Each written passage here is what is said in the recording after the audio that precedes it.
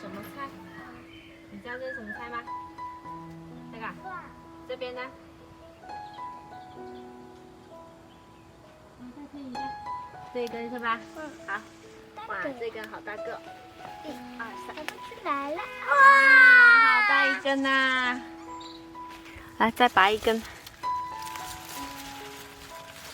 把这泥巴去掉，叶子掰来给鸡吃。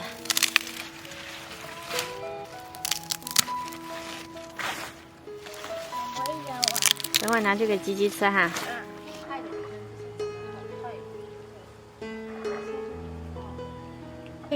好了，够啦。洗手去吧。好吧。干净啦，把泥巴都洗掉。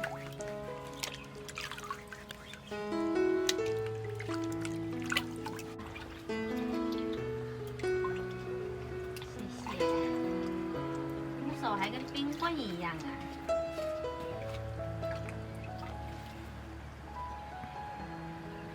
变成白色的啦。把我们刚才从菜园子拔回来的萝卜呢，给它刨去皮。刨去皮了之后呢，我们再给它切成细丝。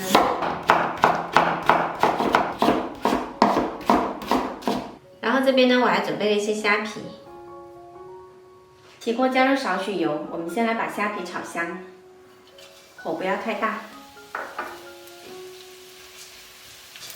这虾皮呢，一定要炒出香味，它煮出来汤才会奶白。然后把萝卜丝放进来翻炒，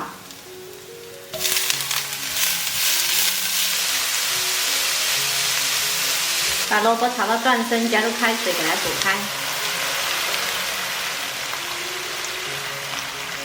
一定要用大火来煮，大概煮个5分钟左右，它的汤色呢就会变成奶白色。煮了5分钟，这个汤色呢已经很白了，我们来调一下味，加入1勺盐，少许胡椒粉，一点点芹菜就可以关火啦。